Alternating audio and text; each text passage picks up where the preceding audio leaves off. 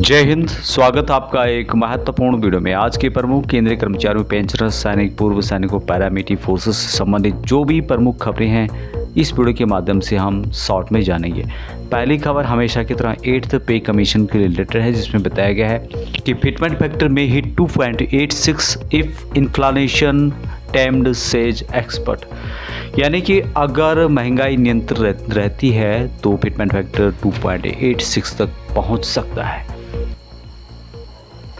2.86 जो fitment factor है उसके 3 महत्वपूर्ण कारण बताए गए हैं। यहाँ पर बताया गया है कि 8वें वेतन आयोग की बैठकों और विचार विमर्श में फिटमेंट फैक्टर सबसे महत्वपूर्ण मुद्दा बना हुआ है। जितने भी केंद्रीय कर्मचारी हैं, पेंशनर्स हैं, इन चर्चाओं पर उनकी पहली नज़र है, क्योंकि इसी गुणांक के आधार पर अगले एक दशक के लिए वेतन, पेंशन और अन्य भत्तों का ढांचा तैयार होता है। फिटमेंट फैक्टर 2.28 से लेकर 2.86 तक रह सकता है। यहाँ बात की गई है बैंक बाजार के सीईओ अदिल सेट्टी के अनुसार। उन्होंने कहा कि वर्तमान में फिटमेंट फैक्टर का अनुमान 2.28 से लेकर के 2.86 के बीच में रह सकता है। दूसरी बात उनके द्वारा कही गई है, यदि सरकार इसे अधिकतम यानी कि 2.86 पर तय करती है तो यहाँ 7वें वेतन आयोग के गुणांक 2.57 से अधिक होगा।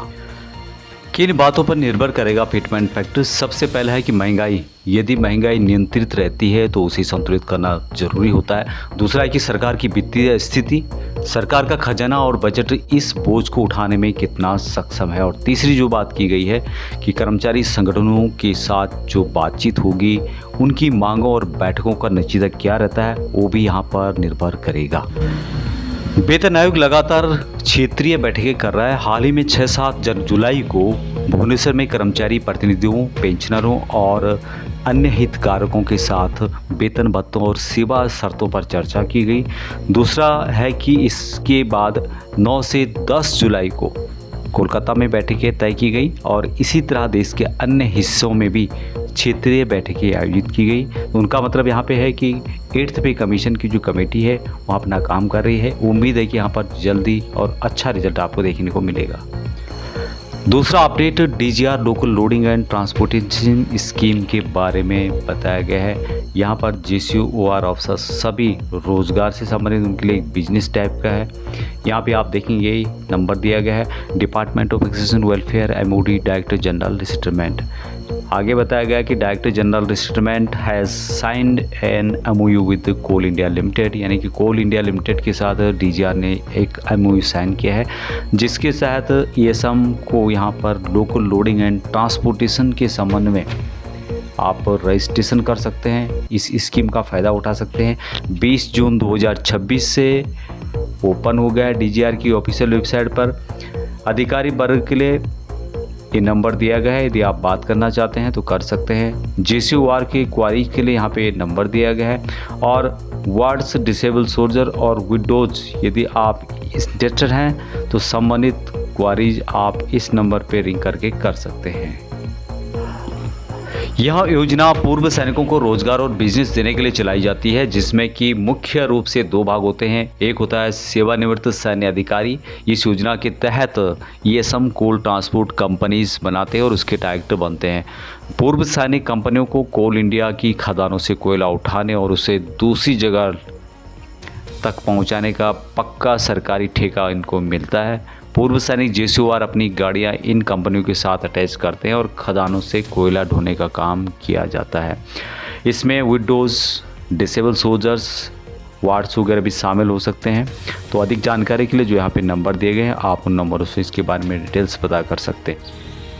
एक और खबर आप यहाँ पे देख रहे होंगे जो कि डिग्री के ऊपर है। जो भी डिफेंस, आर्मी, एयरफोर्स, नेवी को उनकी 15 साल की सर्विस के बाद दिया जाता है और नौसेना की समकक्ष डिग्री से नहीं मिलेगी नौकरी। भर्ती विज्ञापन की शर्तें सर्वोपरि। हाई कोर्ट के द्वारा बात यहाँ पे की गई है। और ये जो खबर है चंडीगढ़ से है। यहाँ पे क्या हुआ कि हाई कोर्ट ने एक फैसले में यहाँ पर स्पष्ट किया कि अभ्यर्थी की योग्यता को भारतीय नौसेना द्वारा स्नातक के समकक्ष मान लेने मात्र से वहाँ किसी अन्य विभाग की भर्ती प्रक्रिया में स्वतः या पात्र नहीं हो जाता है। यदि भर्ती या विज्ञापन में किसी विशेष विषय, न्यूनतम अंकों और अन्य शैक्षिक योग्यताओं का उल्लेख है तो अभ्यर्थी को उन सभी शर्तों को पूरा करना होगा। अदालत ने इस आधार पर उत्तर हरियाणा बिजली वितरण निगम में अपर डिवीजन क्लर्क पद पर नियुक्त की मांग करने वाले पूर्व जो नौसैनिक थे उनकी याचिका यहाँ पर खारिज कर दिया।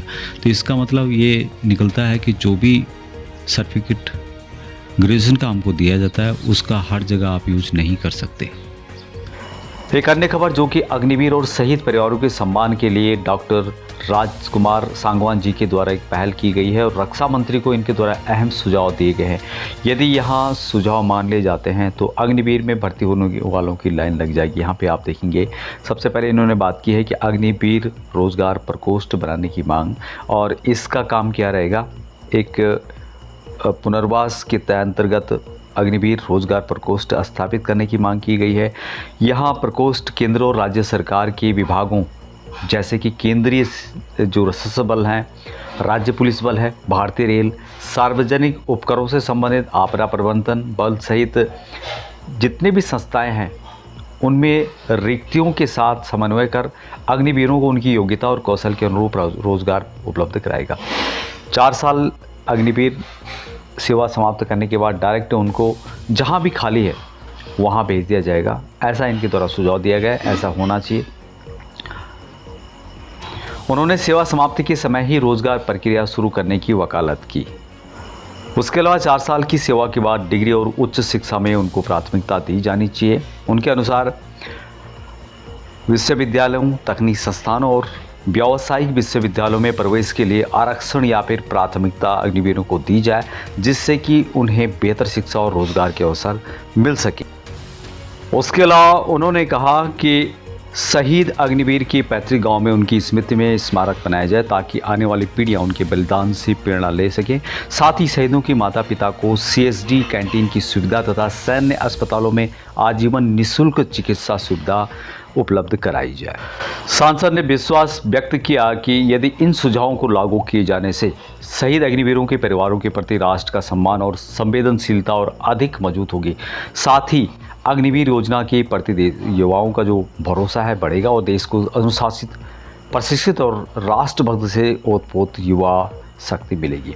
अंत में सांसद ने रक्षा मंत्री से इन सुझावों पर सकारात्मक और सहानुभूतिपूर्वक विचार कर आवश्यक नीति निर्देश लेने का आग्रह किया ताकि देश के वीर जवानों और उनके परिवारों का सम्मान और अधिक सुदृढ़ हो सके। पूर्व सैनिकों के लिए जॉब से रिलेटेड एक महत्वपूर्ण अपडेट है। भारत इलेक्ट्रॉनिक्स लिमिटेड के अंतर्गत वैकेंसी जारी की गई है और ये पद हैं हौलदार सिक्योरिटी के, जिन्होंने 15 साल सर्विस की है। आर्मड फोर्सेस के अंतर्गत टोटल 5 वैकेंसी जारी की गई है। अनरिजर्व की 1 है, OBC NCL की 1 है, SC कैटेगरी की 1 वैकेंसी है, उसके बाद ST की 1, EWS की 1 कैटेगरी है।